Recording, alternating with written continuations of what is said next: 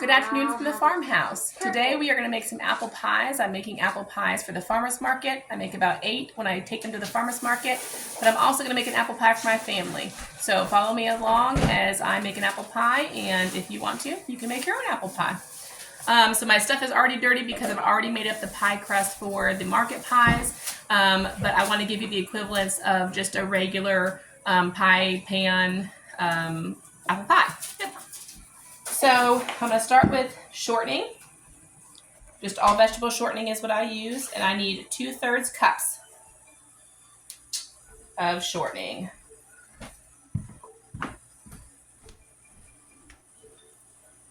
Make sure when you put your shortening in there that you don't leave any air bubbles down in so that you have the right amount.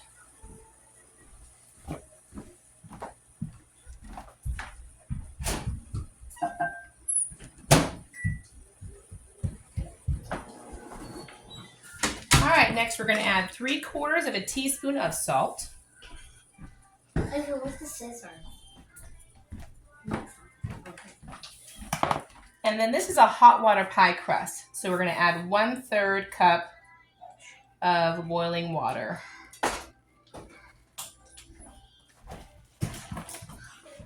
Now I just use a fork and we are going to mash the shortening into the boiling water until it dissolves.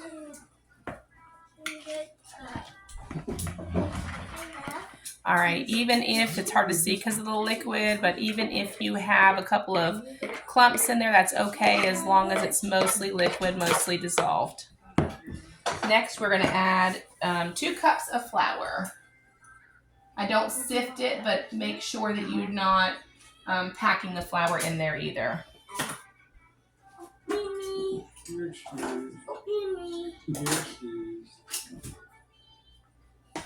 Okay, I find it easier to work with, and it makes a better pie crust as well, if you make it just a little bit moist. So you don't want it to be sticky, you don't want it to be sticking to your hands, but you can always add more flour. Now, if you do get it a little bit too dry, you can of course add some water as well, but when you're doing that, you tend to overwork your pie crust. So when you're adding your flour, to err on the side of less is what I find to be better. Alright, once I've used the fork to mix in the majority of the flour, then I end up just taking my hand and coming into the bowl. You do not knead the pie crust. I'll show you what you're doing. You're just bringing it around. Pull and cup. You're just trying to form this into a ball. When you get it into a ball, go ahead and turn it out on your counter here. And like I said, do not knead. Do not press as little as you can, because if you want a flaky pie crust, you're going to want one that's not overworked. You are just turning and cupping. Turning, cupping. Sometimes you can pick it up if you have little crumbles of flour or dough that aren't getting mixed in. Just make sure you're not overworking the dough. Once you have it into a nice dough ball, you're good to go. All right. I'm going to go ahead and bag this because, like I said, I'm making my market pies at the same time that I make this pie. So this is going to be on standby for just a little bit. Okay, for the apple portion, one pie calls for 6 to 7 apples. My favorite type of apple is the Yellow Delicious for apple pies, but this is a Gala. I've run out of Yellow Delicious. I use the Yellow Delicious and a couple of Galas for my market pies, but for our pie, I had 2 Yellow Delicious left, and then I've got some Galas. As far as the 6 to 7 apples, I just kind of judge based on the apple size. If your apples are fairly small, I would do 7, maybe even 8. If your apples are huge, great big apples, then you could probably get away with 6 just fine. And this pie is meant for just a regular pie dish. If you're doing a deep dish apple pie, you're going to want more apples to fill that in. So when I'm making just a single pie, I often just cut these up by hand. But when I'm making batch pies, I get my apple core and peeler out. So I just take my apple stem side, push it as square onto the spears as I can, and you just start turning.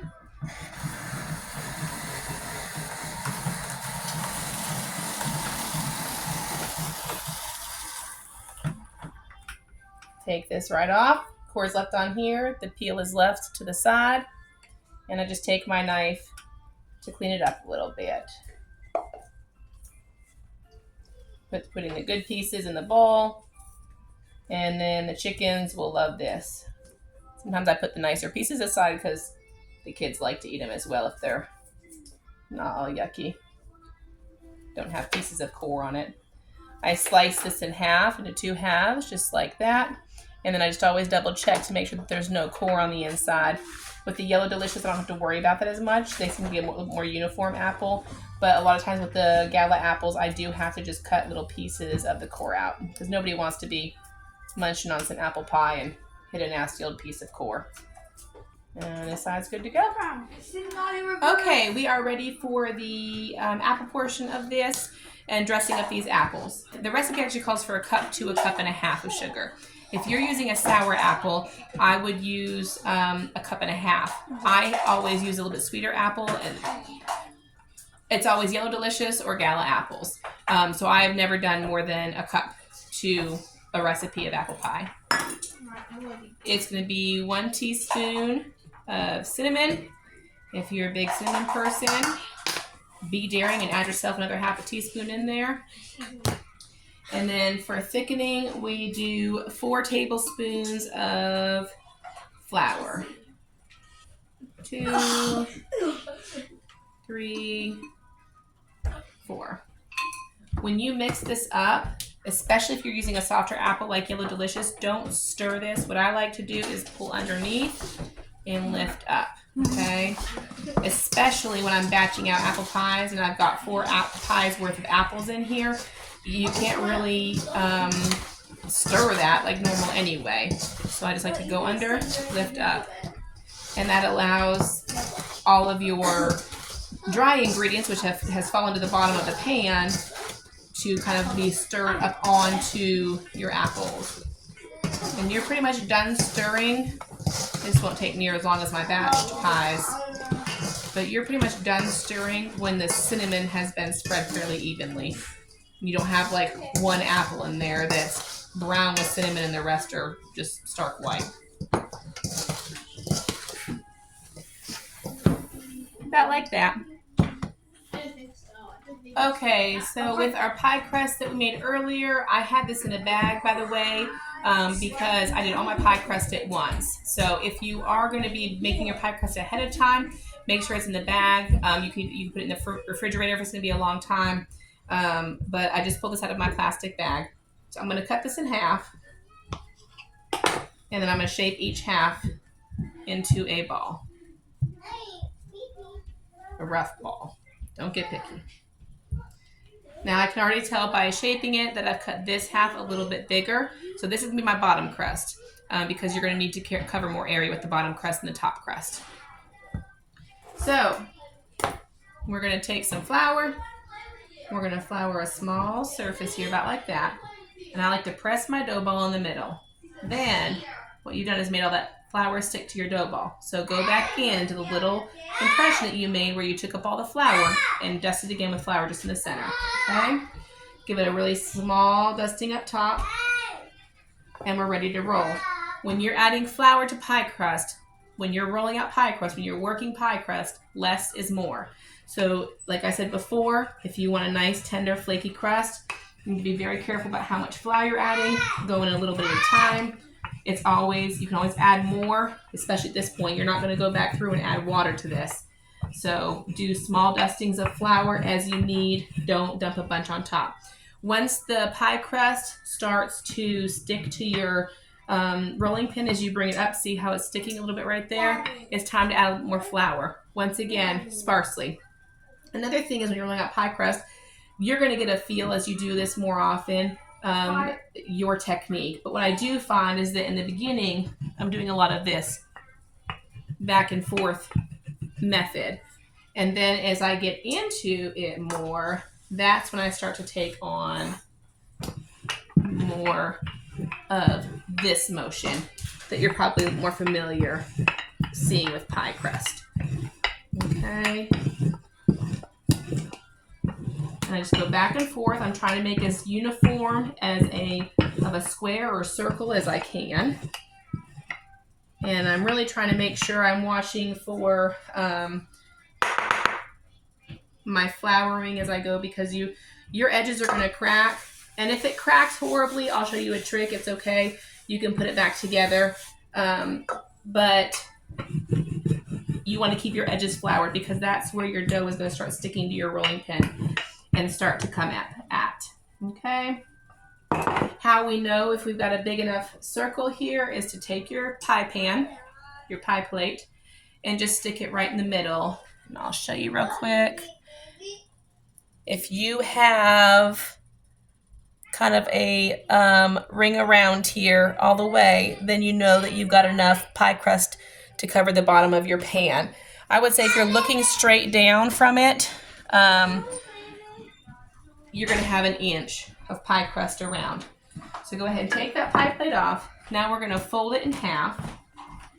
Just gather up your corners. It works best if you get a whole row of dough like this, and just gently flip it in half. Okay. Now put your pie plate right here up at the top. Okay. You're going to gather it right at the middle, and you're going to pull it over the edge of your pie plate until you get about to the halfway mark here. And then you're going to gather just the top now, and you're going to flip it over. And as long as you haven't completely dried out your pie crust, that should hold together very well for you. Okay, then just go ahead and seat your pie crust in here, kind of pulling the edges down until you can feel the corners of the pie plate in there. Okay. All right, now we're going to go ahead and put the apples that we prepared with our sugar, flour, and cinnamon right in here. Okay, and I like a really full apple pie because this will cook down, of course, and your pie won't be as full. So I prefer to have a rounded up pie in the get-go. If you have it just flat across with the apples uncooked, you're probably going to end up with a sunken pie. And you'll have your pie crust to apple ratio won't be as tasty. So I just go around here and arrange my apples, and then once I kind of get them to where they're evenly spaced around the edge here, so I don't have any just big old dips or crevices, I just kind of press the apples down into my pie a little bit. Okay, next we're going to add some margarine or butter, whatever you're using, to your pie. So my recipe calls for a certain amount, but I just guesstimate. So I use little pieces about like that. I put a big one in the middle, and then I probably take about, I don't know, take a little bit smaller ones, and I go around. I just make like a 4 around the edges, evenly spaced, is what I do with my butter. Well, this is margarine. Okay, now we're ready for our top crust. So I get in my counter here a little bit of a reflouring. Same process, press my dough ball down, reflour where I stuck up the flour, however. Oh, give a little tiny flour up on top there, and we're gonna start rolling out. Now I have a set of these little pie presses. For pictures, it was a set of 4. I'm not sure, there's a butterfly and a heart. This is like a little sunflower, and I can't remember what the other one is. But I like to use these on, especially my market pies. I always use the sunflower one, or the little flower one. I like to use them on my family's pie as well. Just pretty. Okay, so it makes a little flower impression in there. Okay, and then same thing, you're just going to gather the top here and roll it down a little bit. Grab your pie and put it right up against there. And then gather up the rest of the pie crust, put it along the edge, about to the middle of the pie pan, and then just flip over, just like that. Okay, now we've got to get rid of all this excess dough around here. So I take my hands like this and I start to cup underneath. Don't cup on top like this. Make sure you're cupping underneath the pie crust, okay? Along here. Kind of keep your hands angled. And what we're going to do is start to turn. When we're turning and cupping, we are pressing in to the glass, okay? So turn and press. And this goes a lot faster, but you can feel that glass pan edge through your dough. And what you're doing is perforating the edges. Okay, so as you can see the glass through there now. We're perforating it, okay? And that's gonna give us a nice even edge. So just make a couple passes like that. And once you can feel it all around, then what you're gonna start to do is just go ahead and take your fingers and just start swiping away this dough, okay? Just kind of press down lightly with your finger. You're kind of using your finger as a knife. Okay, and as you go around, that pie crust will fall away. Okay, now that we've got that done, we've got all this extra pie crust, and you can see that I have a big old pile over here. This is 9 pies worth of pie crust. I probably won't use all of it, but if you have been following our page, you may have seen Grandma O's cinnamon rolls. That's the name of the video. And it's a really good way to use up this pie crust. They're almost making like pinwheel cookies. So go back and find that recipe. Or that how-to video, I guess. Okay, so you can do a couple different ways to seal the edges. You could just press it down. I've seen people use a fork. My favorite way, and the way that my grandma taught me, is to do the finger pressing method. I'm not sure what that's called, but you take your pointer and your thumb on one hand and you press down gently. And then you take your thumb of your other hand and you press in. Okay? Just like that. And that's what the scalloped edge that you're going to get with it. Note, don't press down super hard by here, but and then when you take your thumb, you're not pressing up. You're not lifting this up. You're making sure you're on top of this top crust and pressing them both in, because not only are you making it look pretty, but you're sealing the pie crust as well.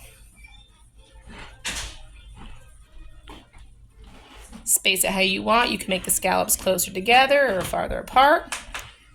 Just like rolling out the pie crust or anything else, you'll get a feel for how you want it to look and what feels best for you, what's easiest for you. And there you go. I just realized that I was going to show you what to do if you tear your pie crust, and I forgot to do that. So, oh no, I've torn my pie crust. I just wrote another chunk here. All you have to do if you have a piece that kind of splits apart, because sometimes it does that when you're rolling it out, all you have to do is literally take a piece and fold it on top of the other one, and then just press down. That's all you have to do. And then if your pie crust is pliable enough, this one is not, because this is a second time rolled out pie crust now, you can take your rolling pin. Don't hit it hard because it will continue to separate. It's not going to join like it did the first time. And just give it a little roll over to just even it out so you don't have a big lump of dough through here. Something else to know too is that, your first pie may not look perfect. Don't obsess over perfect pie crust, because however it looks going into the oven, it looks way better coming out. I've put pie crusts or pies in the oven where the pie crust I'm just frustrated. I just think it looks horrible. But when it comes out, it's golden brown and the apples are bubbling around. It looks beautiful. It looks a lot better. So don't get discouraged. The pie will look nice and it will taste good. And that's what really matters. All right, I am baking this pie at 425 degrees. And I'm going to put it on for 25 minutes at first, because then after the 25 minutes is up, I'm going to put a crust guard on it to keep the crust from burning, getting too brown. And then just note that underneath my pie, I have a little pie pan. I also just put them on just regular baking sheets as well. But that keeps the drips. If you make your pie as full as I make mine, it's probably going to drip into your oven. That makes a huge mess in your oven. So either use one of these pie pan drip catchers or just put it on a regular baking sheet. And these are the Grandma O cinnamon rolls that I was talking about with your extra pie crust.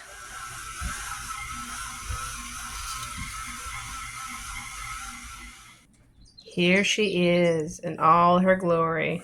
So pretty. Smells so good in this kitchen. I've been baking pies all day. So this is actually the 9th apple pie. I made 4 or 8 for the market, and then this is for our dessert tonight. I did forget to mention that once you put the guard on it, you bake it for another 20 minutes. So 45 to 50 minutes is typically total time, bake time for this pie. But I'm ready. I'm ready for a cup of coffee and a piece of pie. Thanks for coming along and making this pie with me.